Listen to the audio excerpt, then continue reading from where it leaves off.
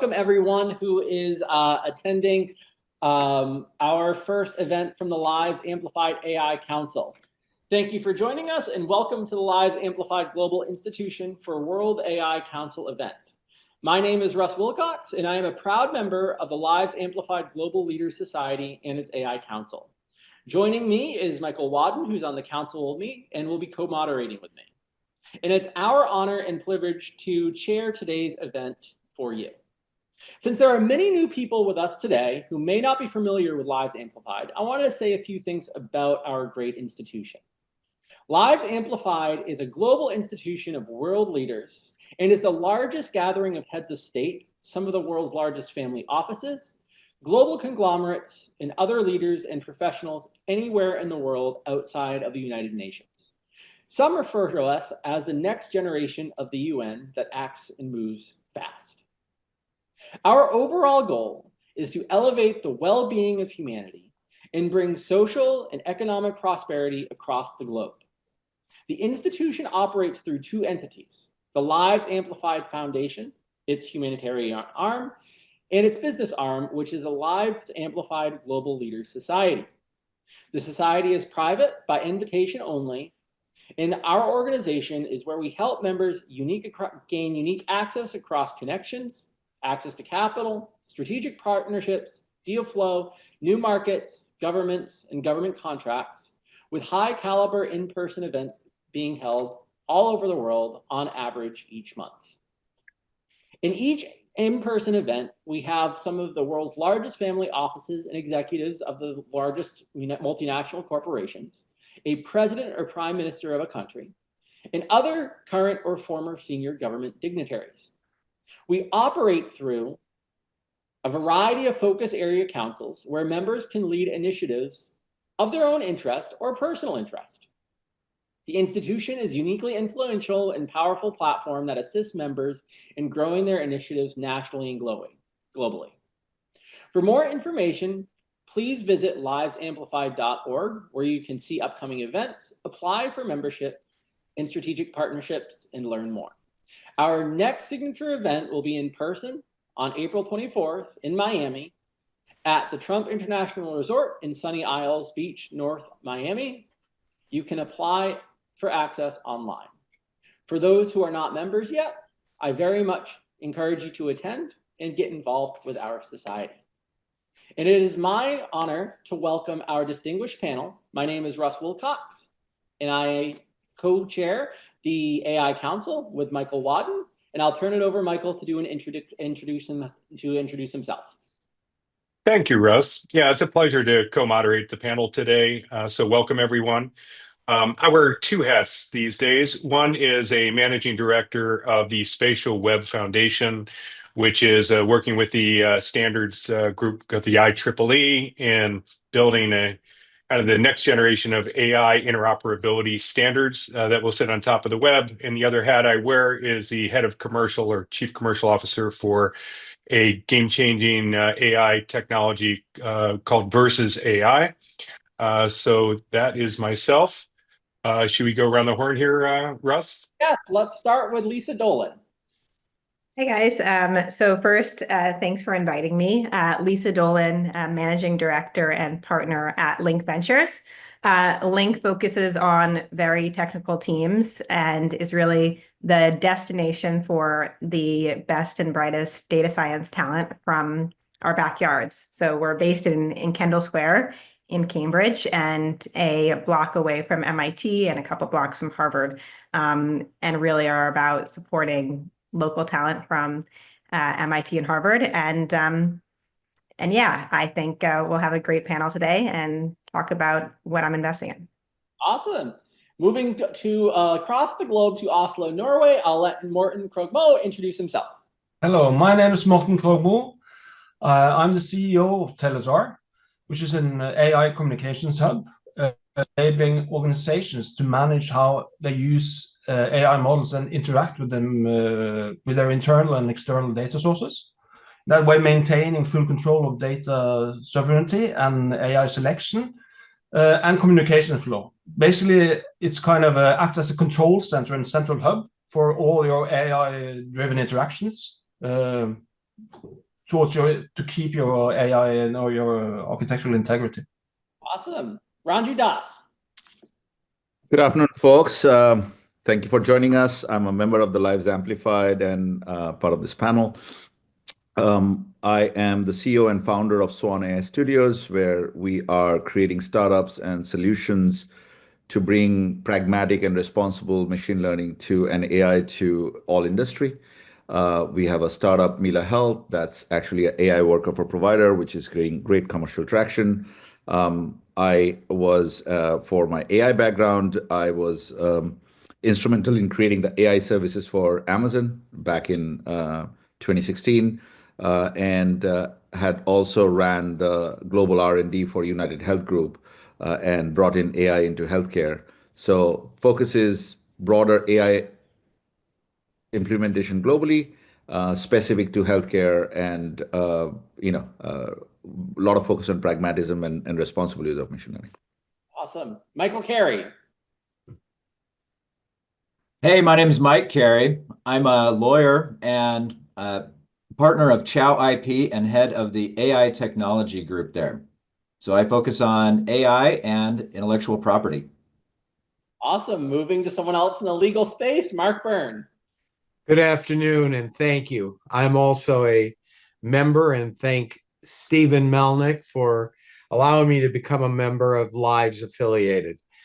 I am actually a trial lawyer. This is my 50th year. I have offices in LA, Chicago, Philadelphia, and New York, and I represent individuals. I handled the World Trade Center litigation, and now I am representing people whose houses were burnt during the fires in LA.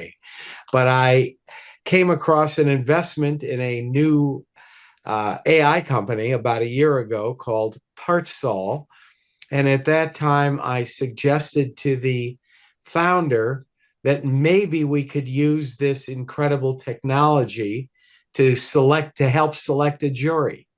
And lo and behold, we did in Westchester County in New York, had a spectacular result. And as a result of that, I am on the board of directors and dealing with the legal aspects of our company. Awesome. Aaron Boynton.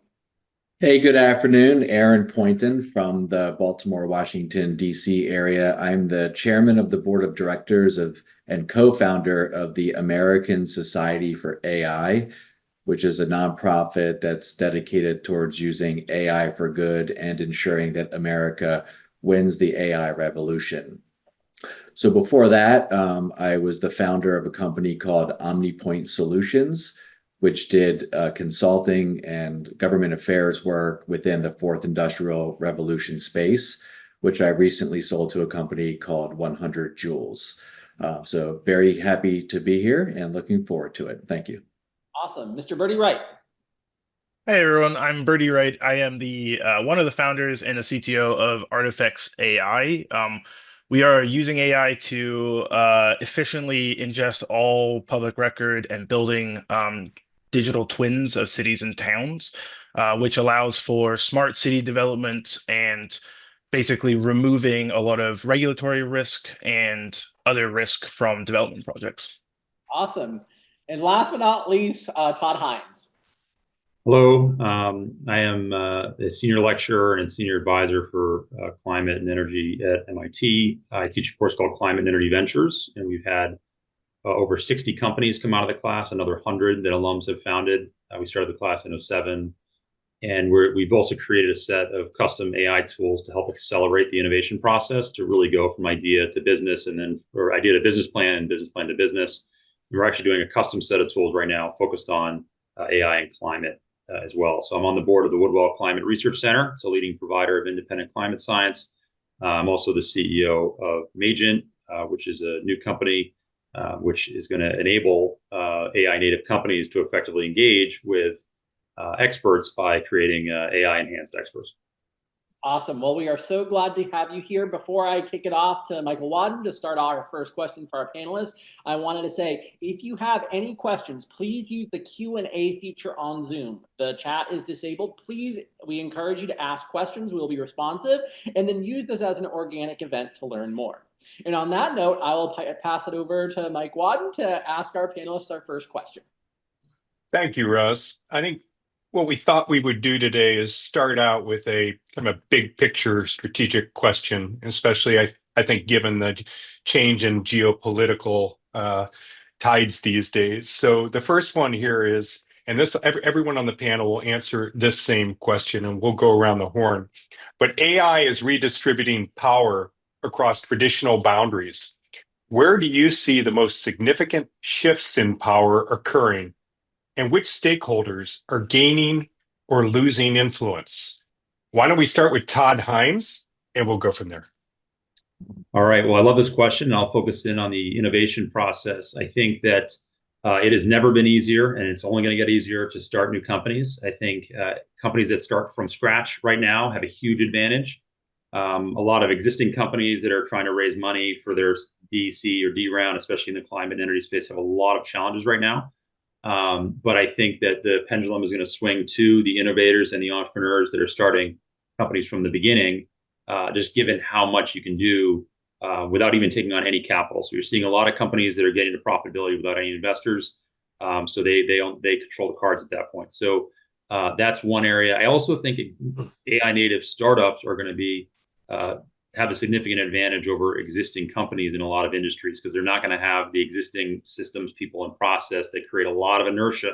Right? These companies are going to get more efficient, but it's going to take time. Some of them aren't going to get there.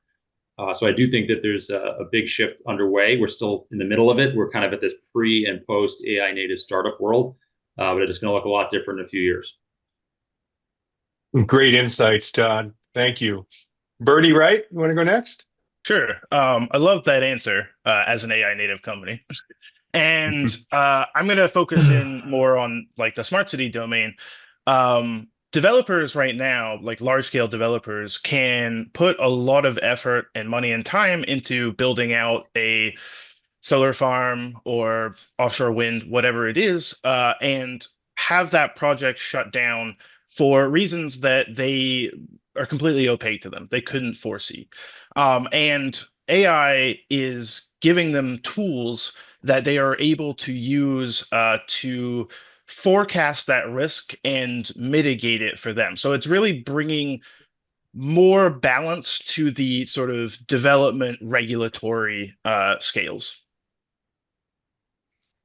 Great. Thank you, Birdie. Yeah. And next, Aaron, how about you? Yeah, hey, I'll just build on what Todd said regarding innovation. You know, there's this quintessential sort of debate that's happening, you know, in the industry right now, which is who will be the winners and who will be the losers, because that happens in every technological revolution. And there's a strong argument on one side that, you know, you could have these oligopolies that, you know, a handful of large companies, because they control the data and they control the infrastructure. And, you know, unlike some of the previous revolutions, industrial revolutions or technological revolutions, there won't be a lot of opportunity for small incumbents, entrepreneurial startups. On the other side of it, which I think Todd was alluding to, which I agree with as well, I actually think quite the opposite. I think that yes, there is infrastructure that will be built on, but I think the real innovation is going to happen sort of on the vertical stack. I think it's going to happen with small entrepreneurial companies that are going to move fast. They're going to be nimble. They're going to be innovative to the marketplace, and they can use the infrastructure that's been built, you know, through some of these larger companies with LLMs, and they can create really innovative solutions around that. So I think that there's going to be a huge, that there already is, and there will continue to be a huge startup culture, and that the success and the wealth will not necessarily be concentrated just on a few companies, but will be spread around quite evenly. Yeah, leveling the playing field. Thank you, Aaron. Mark Byrne, how about a legal perspective on the power shifts? Okay, well, I think that I should say, making the the landscape even is what we are trying to do. There are large corporations that can hire without thought about how much it's going to cost, the biggest law firms in the world. And what we're trying to do is, from an AI standpoint, have the opportunity, for instance, to help select a jury, something that smaller law firms and others have not been able to do. They can't go out and get jury consultants. We did that the first time, just as a suggestion from me to our founder, and it worked out incredibly well. We had a very difficult case in Westchester County in New York, had a tremendous, tremendous result due to the ability of our AI to go out and check into potential jurors in moments as opposed to literally no time. And so we can see all of the advances that may be coming to the legal field. I just came in from doing a presentation about our new software, which is coming out in about 2 weeks, to one of the largest law firms in the world. And what I was talking about were things that they hadn't even thought about: witness preparation, the jury selection, and all of those types of tasks that they were able to do with teams of hundreds, whereas smaller firms could not even begin to compete. That's amazing. Yeah, a lot of skips in our democracy process. Michael Carey, how about your thoughts? Yeah, so one of the things that I see in the IP world is I see where the innovations are coming from. And I think that has some implications in terms of geopolitical shifts in power. What I see is that AI technology, and you guys probably see this too, but it's coming mostly out of the United States, but also out of China. And initially, there has been some movement in Europe, but I think there's going to be a continued shift in power geopolitically, that the US and China are going to become more powerful and that Europe is going to become less powerful. In the long run, I am actually more bullish on the US innovations than the Chinese innovations, for just a couple of reasons, dealing with how we support intellectual property. But just so far, that's what I've seen from my perspective. Thank you, Michael. And Ranju, you've had a really interesting big company, small company experience. What do you see going on in the power shifts? Yeah, it's interesting. I actually really like what Todd said. The innovation spectrum, I think it's early days. I don't think there's winners yet, but I think the fact that some of these systems being open source allows, the startups to be nimble and create good solutions, I think would change a lot of the dynamics, right? Like that is clear. But again, Martin is right. There is a counter argument to that too. To me, though, I think it starts at the top, right? I think the regulatory environment is completely getting disrupted, right?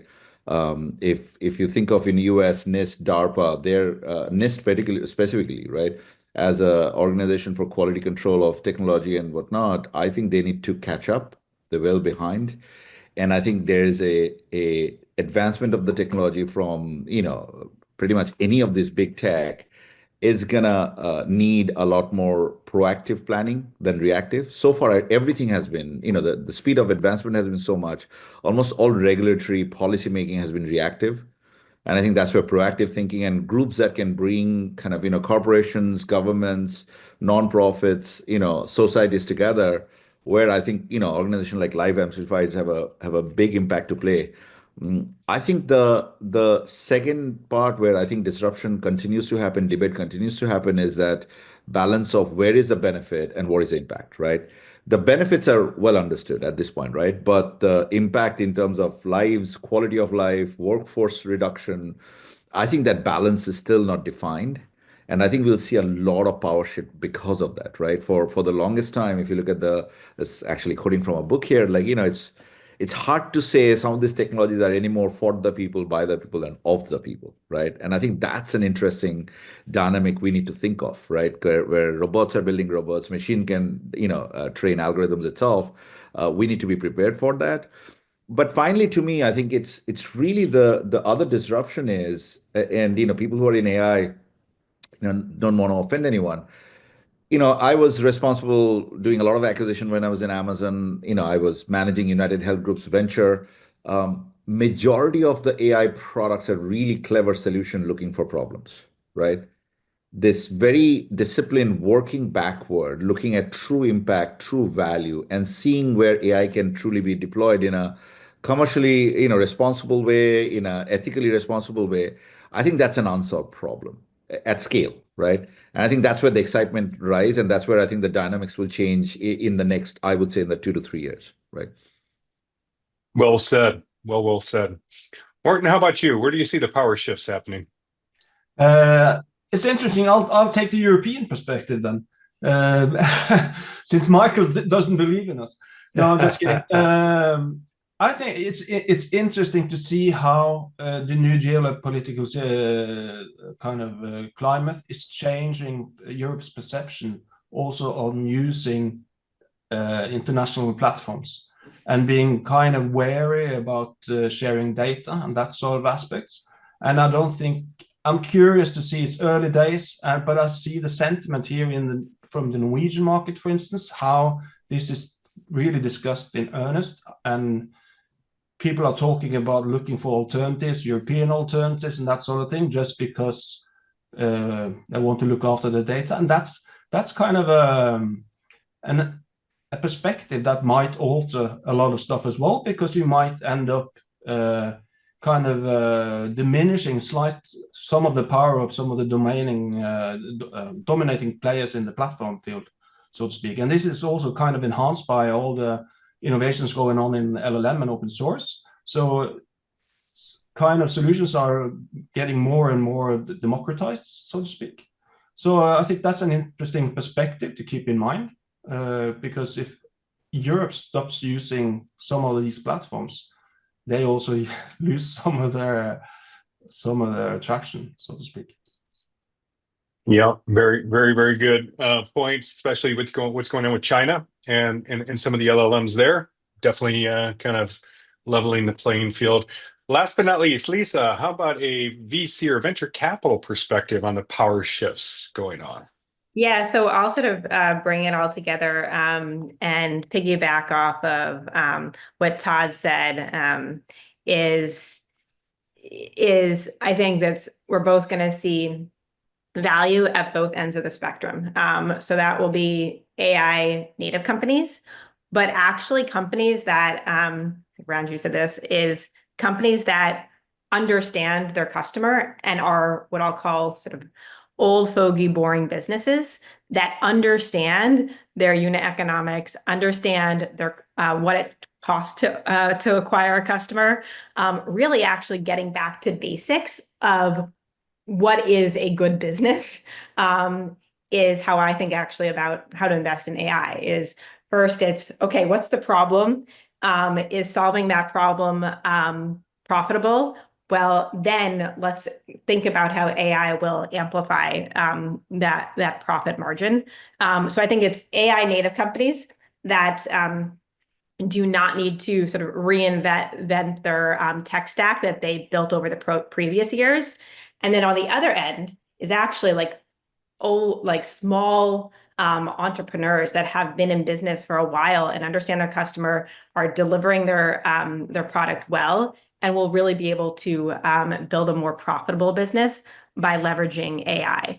And then I would say that we sort of saw 2021. I would admit that 01 was before my time, but I do think that we will see the market come back to normal levels. I see companies that are being valued at insane valuations when it's 3 dropouts from Stanford and no product.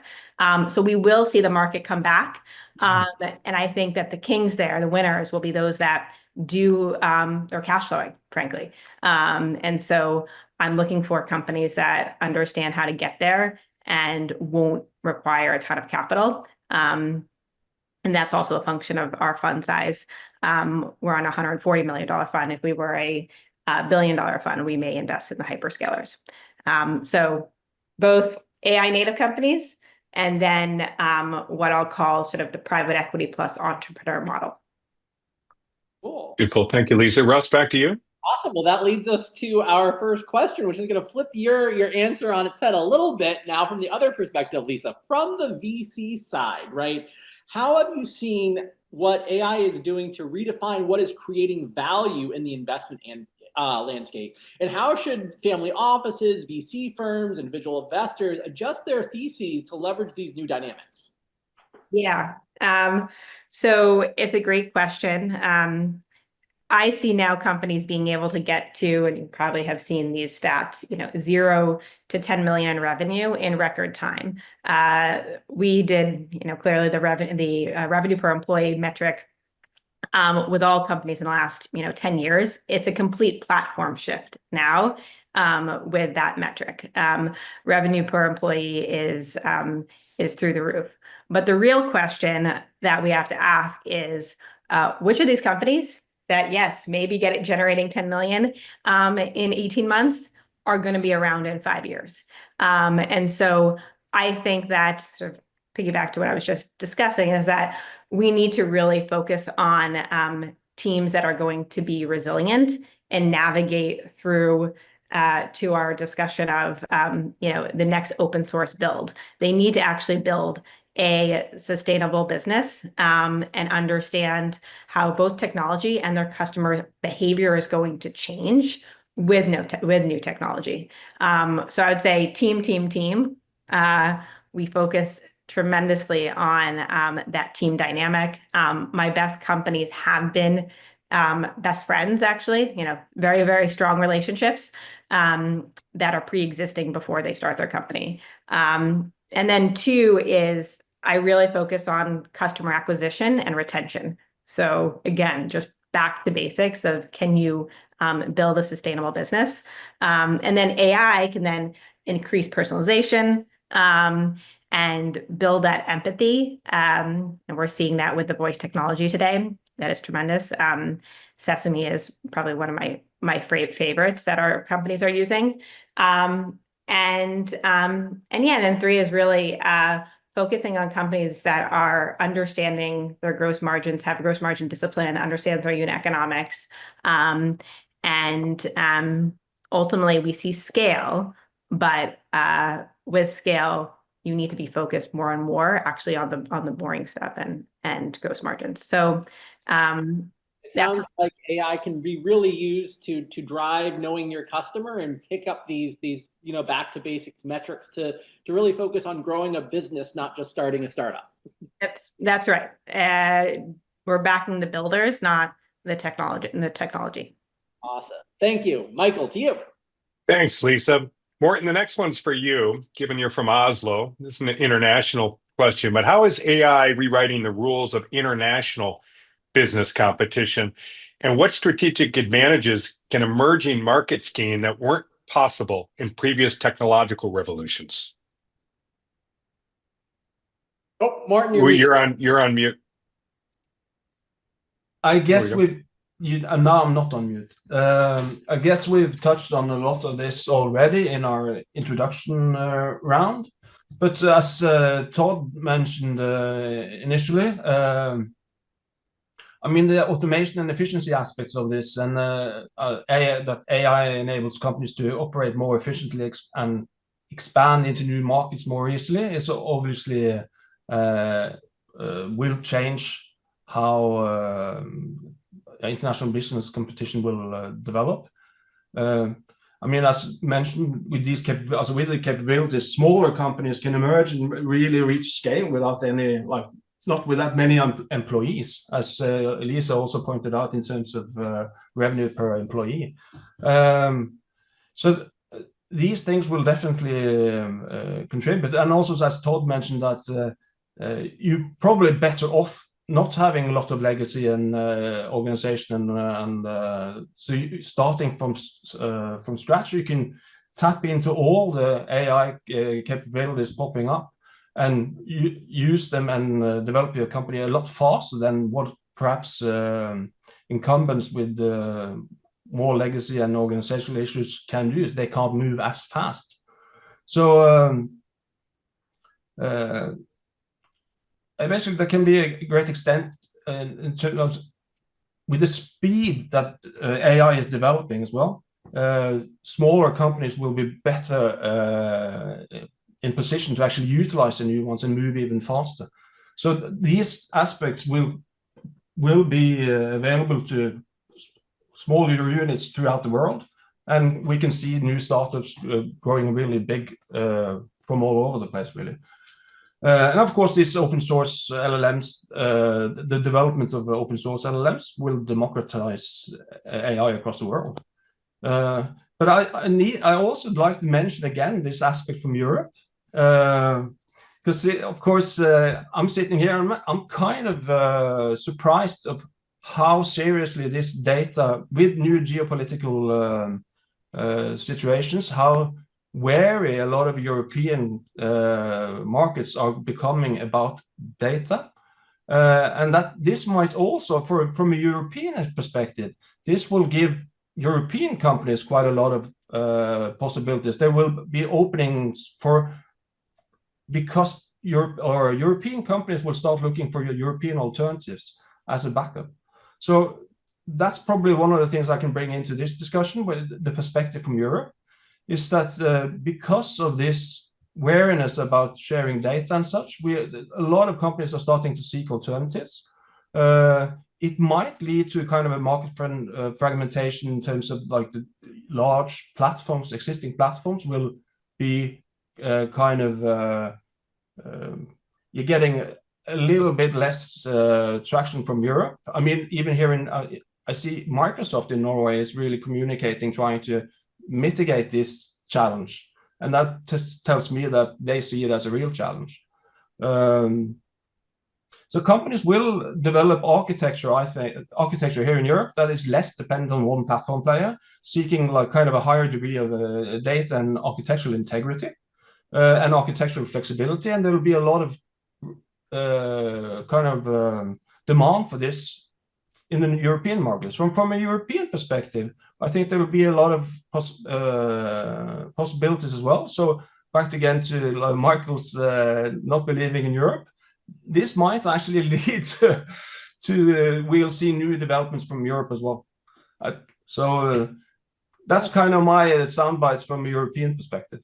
And very interesting, because Europe has been kind of at the forefront in terms of data privacy with GDPR, which leads us to kind of the next tranche of domains, which is healthcare, right? As we start to see AI going into the healthcare space, it's transforming even some ways stronger than in the business side. So Ranju, how have you seen how AI is changing and challenging the traditional gatekeepers of healthcare, whether it's dealing with real-time data, expertise, or access, and what new models of care delivery can become possible once we just tear down these old boundaries? Yeah, a good question. And you know, Morten, I'm rooting for Europe too, because I think globalization of that innovation would be important. Hoping US is not the only country that's creating this innovation. So go Europe. You know, I think let's step back for a second. You know, I think healthcare is probably, in my opinion, one of the most complex domain, because you know the reward in AI and machine learning, and I'll keep saying, you know, like the word AI has a very specific connotation in my head. Broadly speaking, AI and machine learning, I think, you know, is already disrupting healthcare and will continue to do. At the same time, if you think about where I started, the impact is also very high, right? Because lives are involved, right? So I think that balance is important. So I think if you step back, right, irrespective of what country you're in, healthcare is a triangle, right? There's a payer, somebody's paying for all the services, which could be NHS in UK, you know, a multi-payer system in the US, privatized healthcare in some other countries, right? There is a provider, the doctors and nurses and the hospital systems, and then there is the patient, right? People who are not one and two. You know, if you think of the insurance as a system, and I'm going to simplify it, it's really a glorified system of code largely designed to decline, right? Irrespective of what sort of insurance you're dealing with. It's actually all about, you know, profit making through a set of rules, sort of code that then allows them to, you know, manage the risk pool and premium for the risk pool, right? Auto, health, car, you know, home, it doesn't matter, right? So they're trying not to pay, right? if you look at the provider, the hospitals, the doctors and the nurses, it's a way of their life. It's a source of income, right? It's not only a social impact. It's actually a source of income. So they're trying to get paid. And I would say the third patient or individuals, in my opinion, probably are the worst offenders of healthcare, me included, because largely speaking, we don't care about our health. We care about symptoms that gets in the way of our lifestyle. And the disparity of that experience is a big part of where healthcare confusion comes, right? So if you ask me to be disciplined today and start worrying about potentially not become a type 2 diabetic, I'll just walk you away, right? But then, if I go to become a type 2 diabetic, it's an extremely expensive, impact to the system, right? So I think AI is probably the first one that could sit in kind of the centroid of the triangle and bring all three together, right? And the way it would happen, I think, is immediately you're seeing a lot of this happening to a point that I think, I'd love to talk to you, Lisa, offline about the fatigue I'm seeing in the VC and the private equity is that bending the cost curve is an immediate impact, right? Augmentation of workforce, democratization access to information that otherwise would have been hard to get, automation of, some of the scheduling and thereupon ensuring that people are able to meet the needs, right? I think you'll see a lot more of that happening because that's immediate, right? And it could be done without essentially worrying about some of the more regulatory aspect of FDA and others, right? I think the second is starting to happen. It's gonna be a bit more slow, but I think that's where the true democratizing would happen. It's the removing the access bottleneck, right? Imagine what a doctor would take, 9 years to train themselves to. A fairly, less educated person like me could go to ChatGPT, ask a question and get an answer from, right? And so then the question is, there's a flip side to it, the risk, because I could be misinformed and make bad decisions, right? So I think that opening of that access needs to be done deliberately, right? But I think that's where a big, kind of shift to where healthcare has not been a consumer driven product would happen. But I think the third is probably equally more important and needs to happen in parallel. And again, that's where I think, organization like ours, Lives Amplified, could be hugely impactful, is, the FDA regulation today, if you want to get an FDA approval, it takes 2 to 4 years, right? AI is moving in months. And then you have other regimes, other governments that are actually saying, hey, if it's AI, we just approve, right? And there's risk to that. How do you create that regulatory environment where some of these technology can be approved, can be moved forward? I think that's where a lot of the changes would happen, disruption would happen.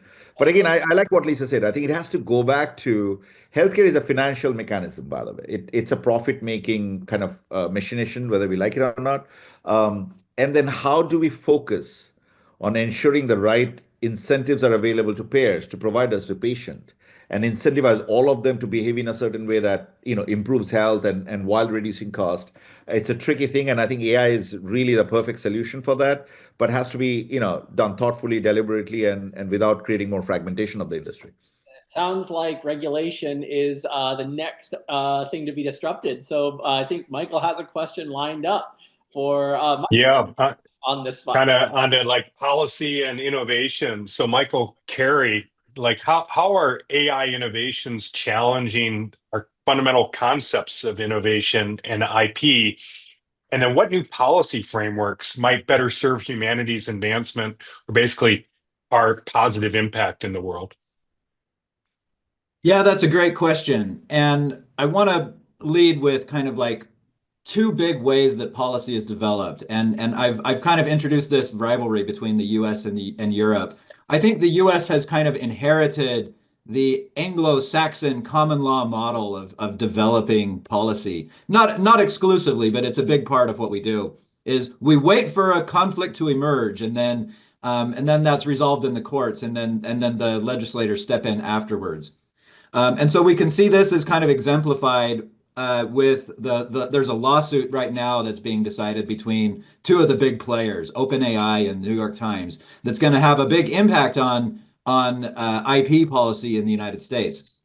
Another like big picture lens to that is the European Union, which has adopted more of a civil law model from kind of like the French tradition of having the legislators get out in front of the problem and try and create a law so that you know people can play by the rules. And that I think is exemplified by the EU's AI Act, which has gotten out there and tried to create some protections for civil rights, like against algorithmic discrimination and privacy concerns, before there were, you know, before the big cases and conflicts emerged. And so I think that big picture, we have these two different ways of sort of discovering what the policy should be. We can have experts decide what it's going to be in advance and then create the law, or we can wait for things to explode and then create law in the aftermath of that. Again, we'll have to wait and see what happens in the aftermath of New York Times and OpenAI. That's the fun thing about the American system. We don't know what's going to happen to it. It's really, you know, it's like watching sports. But one thing I will say is that this has happened before with the internet. And in the 1990s, there was a case where someone sued an internet company called Prodigy for something that happened on one of their website forums. And there was this big case, it was decided, and then in the aftermath of that case, Congress came out and created kind of like an exemption from liability for internet companies. And I think that this was a big contributor actually to what eventually happened, which was that the US companies dominated the internet industry, partially because they had some protections against liability from the courts. But that model of waiting for the conflicts to emerge and developing policies that result from what we see happens in these legal controversies is like it's a completely different lens from how they tend to approach it in Europe. I think in the recent past with the internet example, it actually served the United States better, in my view. Meaning the United States is more or less dominant in internet tech companies. But we'll see. You know, it's TBD, because in the United States, again, we can never really predict the outcomes of these things. Oh, it's fantastic. Fascinating. That was a landmark ruling that completely changed the entire technology industry for sure. So Russ, how about what's going on when things really explode in the litigation side of things? Yes, I hope I have a good as trial lawyer as Mark Byrne, who can do an AI queue of my potential jurors on me. So bringing this to the litigation space, as we start to see AI systems gaining autonomy, what does the legal space even look like? We've seen startups from the criminal law space, from the eviction law space, being able to offer chat bots and really start to democratize this information. Mark, what do you see the law looking like, and how is it changing across the 100 or so centuries that we've had law in our culture? What is AI? How is AI going to transform this? Well, that is a great question. And I'm in New York because it's Legal Week, Legal Tech Week, a huge, huge show. It's 3 full floors of all kinds of AI devoted to the law. And I have to go back to about 1.5 years ago, before I got involved with this company. I was very, very suspicious of AI and the law. There had been that first case where ChatGPT was used to put together a brief submitted to the court, and a judge went crazy. He couldn't find any of the citations. Why? Because ChatGPT made up the law. They couldn't find anything, and because ChatGPT is 86% basically error, 14% errors, 86% non-errors, they made up the law because they couldn't find the facts. Well, I was very, very suspicious, as I said, and I made sure that none of my offices, none of my younger lawyers would use it. And I frankly told them, you use it, you have the ChatGPT make up the law, you submit something, you're going to get sanctioned by a judge. You use it, you can get fired. I mean, it would have been the new show for Trump getting fired because of ChatGPT. But what happened was I ran into this company, Partsol, and the founder came out of the DoD. The tagline for our company is absolute truth. The founder has developed 90 AI stem cells, which discover the truth. We have never had a hallucination. And I know that's quite a statement, but it is the absolute truth. That is what we are based on, and it is what differentiates us from anything else. We are based on that. There was a saying from Mark Twain, there are three kinds of lies. There's big lies, and there's statistics. Well, if Mark Twain had been around for AI, he would have added a fourth at that point and said AI. But I can say definitively at this moment as we are here that we have discovered the ability to be hallucination free. And to me, that is what makes the difference in everything. And in fact, and Michael was giving some examples of cases. Well, there is a case, I haven't heard the decision in California right now going on about deep fakes. Very important case. But the plaintiff's expert is a professor at Stanford. And he used ChatGPT to submit his affidavit to the court. And the headline after he did that was Stanford professor reamed by judge. Why? Because ChatGPT couldn't find the citations, and they made up the law once again. This has been happening time and time again, and I absolutely can't imagine how lawyers continue to do this, because we do have ethical obligations, even though many people think we don't, but we do have ethical obligations. You can't just submit something to a court. You have the obligation to make sure to monitor, to see if that is correct.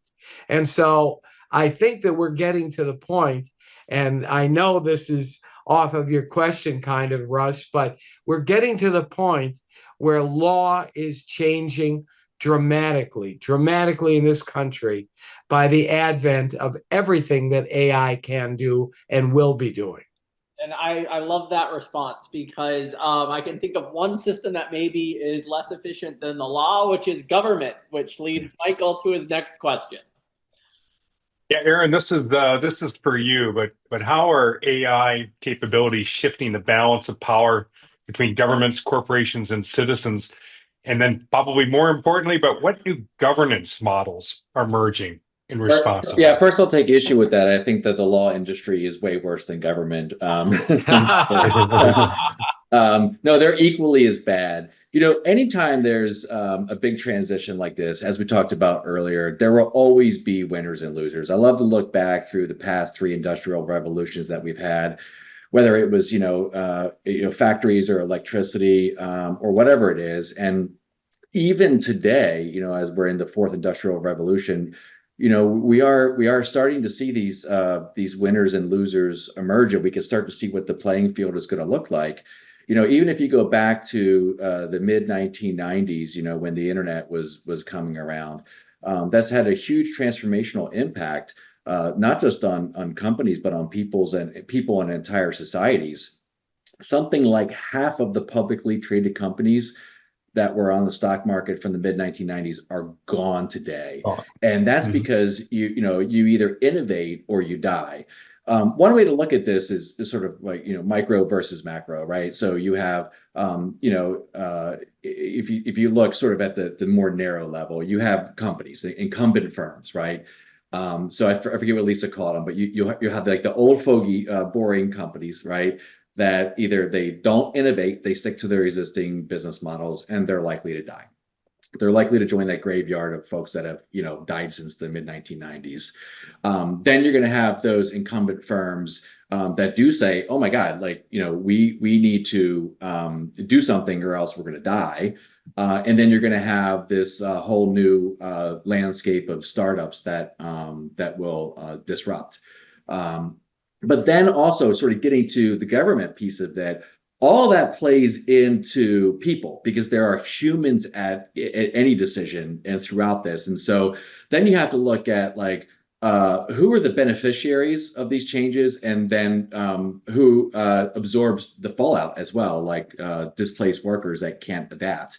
And then you sort of roll all of that up to the national level, and you have national dynamics that are going to play out, these major power shifts based on just countries, based on what's happening with both the firms inside the countries and what happens with the people.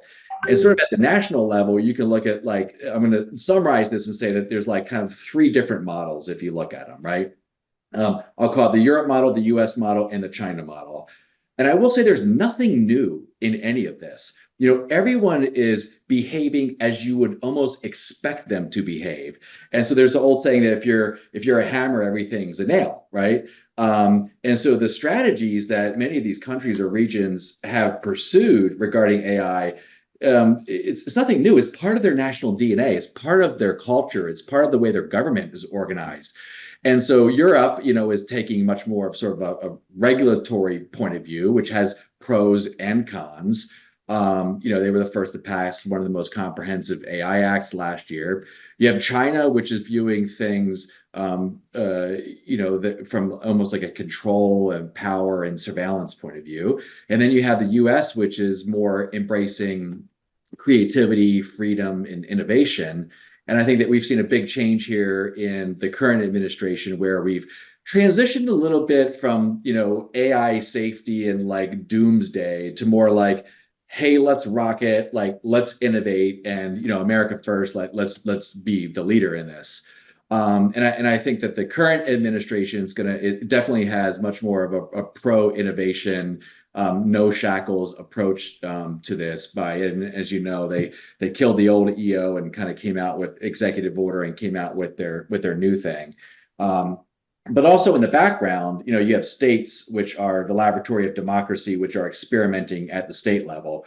Now, I think that that's okay for the short term, but that is definitely not a long-term solution, because you need the states to tinker to figure out what works and doesn't work. And even if something doesn't get passed, like California tried to pass probably one of the first most comprehensive acts on AI safety and security last year. It was passed by the legislature, but it was vetoed by the governor.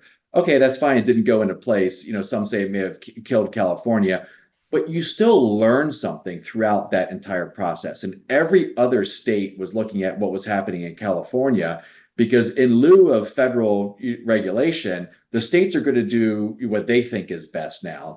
But the thing is, though, that that's a short-term solution, because we don't operate, this isn't 200 years ago where I have a business in my state and I operate in my state. Everything is across borders these days. And so you need the states to really harmonize and not have this patchwork of government, which is emerging now, but I don't think it'll be here forever.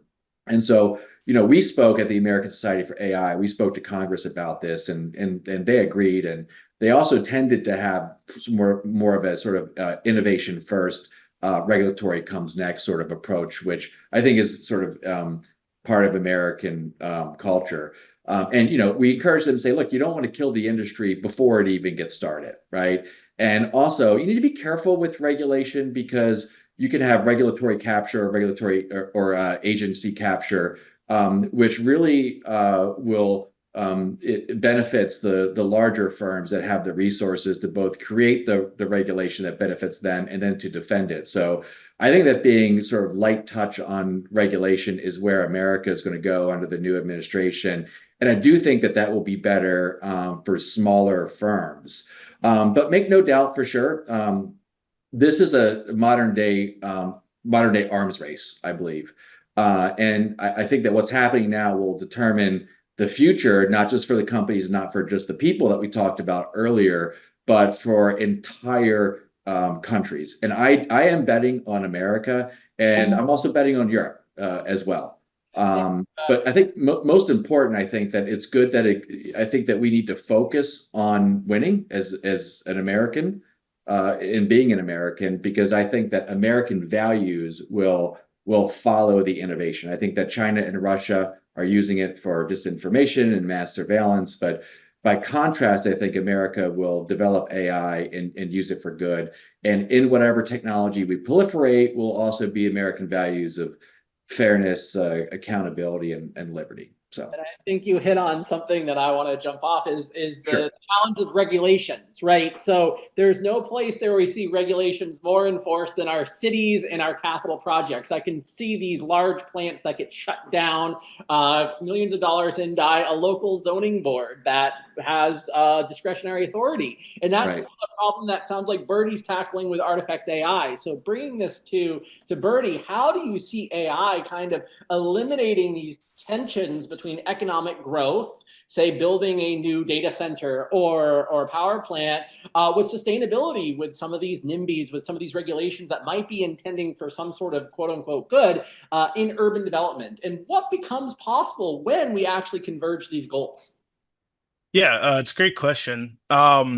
Well, the first thing, I think I would take some issue with the idea that there is tension between economic development and sustainability.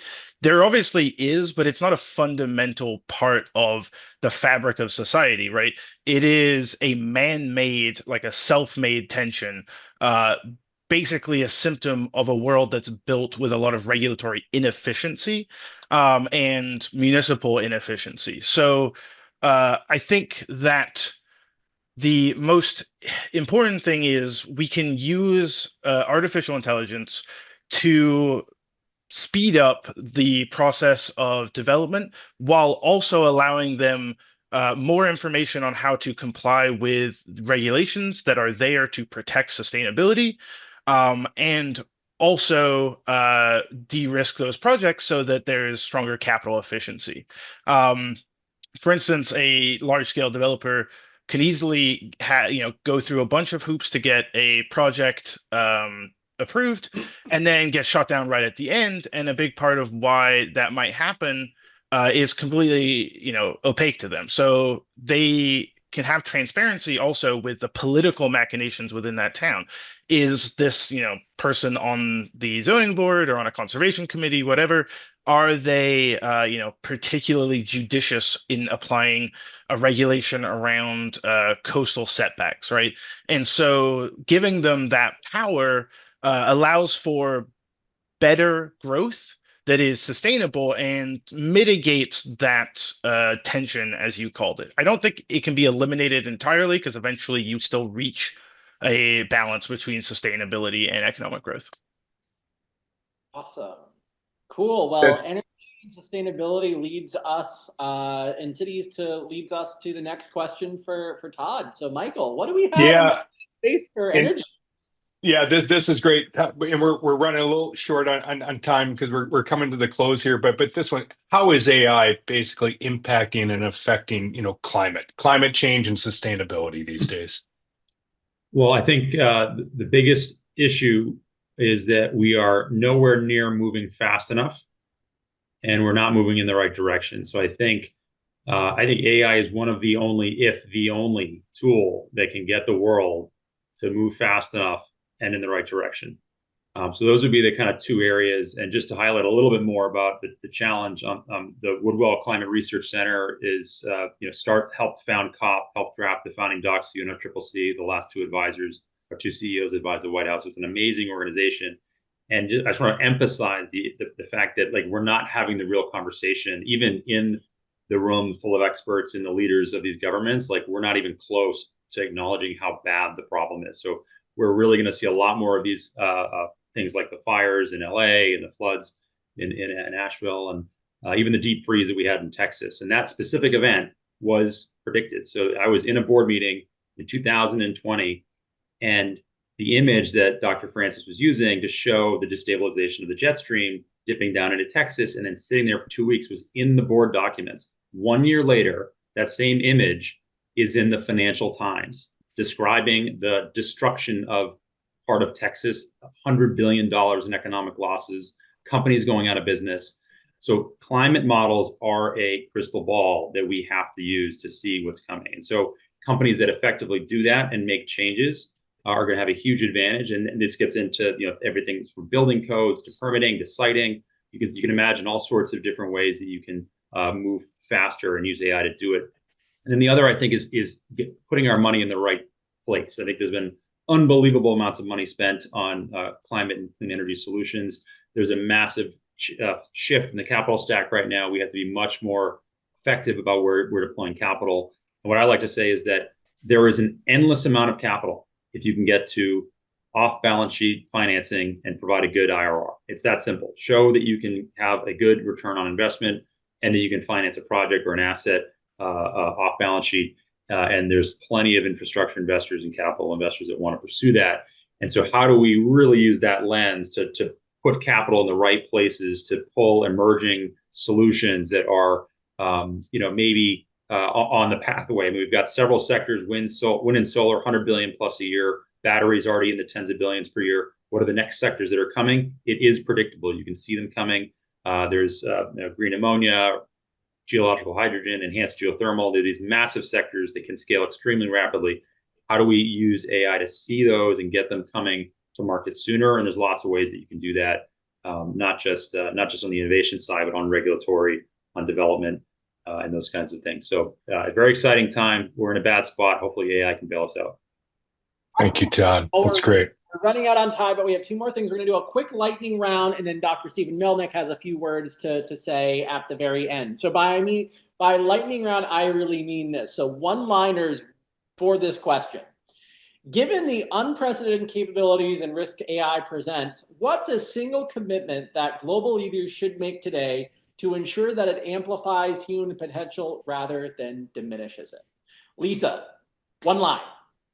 Yes, so clearly as an investor in AI, I'm very supportive of the fact that AI will enable humans, as long as there is regulation, to align AI with human values. So not only just optimized for efficiency or profit, and have models that are transparent and explainable, so we can trust them and understand them.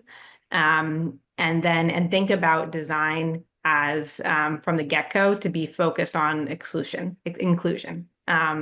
So reflecting the needs of diverse voices. So really supporting human agency. Awesome. Morten. Use it for the greater good. I like it. Use it for the greater good. Ranju.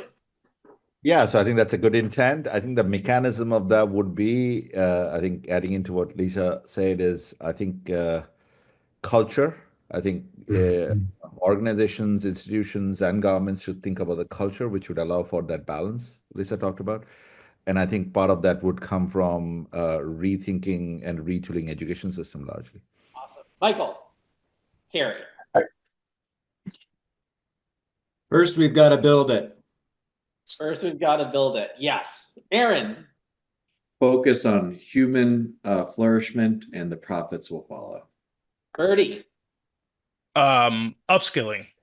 People underestimate how hard prompt engineering is. Awesome. And Todd.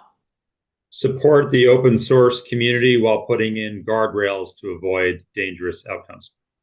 Awesome. Well, a round of applause for our awesome panelists. They are really the thought leaders in each of their respective domains. So thank you so much for coming here and discussing this AI revolution with us. I'll now turn it over to Dr. Stephen Melnick to say a few words. Thank you, Russ. Just very quickly on the topic. So this morning I was asked to speak at the roundtable for defense and aerospace industry, technology-related, AI-related kind of opportunities and matters. And Congressman Jimenez was there, who, by the way, said he plans to join us on the 24th of next month in Miami for the next event. But the conversation was about combination of AI and then inevitably quantum computing came in, right? Because together that becomes whole new dimension. And what I could tell you is the biggest threat that the government sees, and to humanity in general, is actually, I know there's a lot of talk about climate and everything else and AI, but at the end of the day, it's China. And they see the way to deal with China. Somebody mentioned here the way we treat IP, but it's really enabling private enterprises to be creative. And so to that end, I could just tell you that the government is very mindful, because there was a conversation here about regulatory constraints, right? About kind of creating a ground that is conducive to flourishing of these technologies from private sector. And participation from private sector. This is the only way they see things moving forward, and to be competitive. I heard today something along. I found it interesting that we are about 2 months ahead of China, but that, who knows how long that will last. And so with that said, I just wanted to thank our incredible panelists for you taking time to share your wisdom and knowledge with us. I would like to give a special thank to Russ Wilcox for, first of all, leading this initiative, for organizing this event, for chairing this event. This is really what it's all about. We as an institution are simply a platform that identifies great initiatives, great people, and we're here to support both on the humanitarian side, but also on the commercial side. As we know, we need both for this to be sustainable. And so there are unique opportunities in every area, and we had over 100 people who registered, even though it's the first time we're kicking off this type of format, but it was pretty wonderful, and there's nice numbers that were coming in and out throughout the conversation. But it's an opportunity for everybody, whatever your area of expertise is, whether it's AI related or not. And within the AI, this whole other world, right, with different industries and everything else, we invite you to be creative, to reach out, to organize events on these and other topics. We're happy to promote in person. The next event, we'll have panels in person, and as always, we have most incredible members flying in from all over the world and senior government dignitaries. So it's a real opportunity, and it's being used by our members in quite incredible ways. Today, this morning, I shared how our members, for example, having a real impact in Ukraine by creating the Rebuilding Ukraine Council. And 2 weeks ago, they organized an original meeting in Poland, where they attracted major players from industries, from the world of finance. And 2 days ago, they actually were already in Kiev, and we helped them meet with government and also prime ministers and former prime ministers. And Prime Minister Kinach, actually, who's a former prime minister of Ukraine and head of the industry, is chairing this council within Lives Amplified. And of course, a lot of solutions, including my morning's engagement with aerospace and military type of solutions will be deployed towards that council. So we try to be a quarterback and try to support businesses, try to support good initiatives, humanitarian initiatives all over the world. So use us and abuse us, and it's a very uniquely powerful magnet. As Russ said at the beginning, it's largest gathering of heads of states on the world's largest families and incredible professionals as we experience today. So thank you all. Let us know how we could support. livesamplified.org. Russ, back to you. Awesome.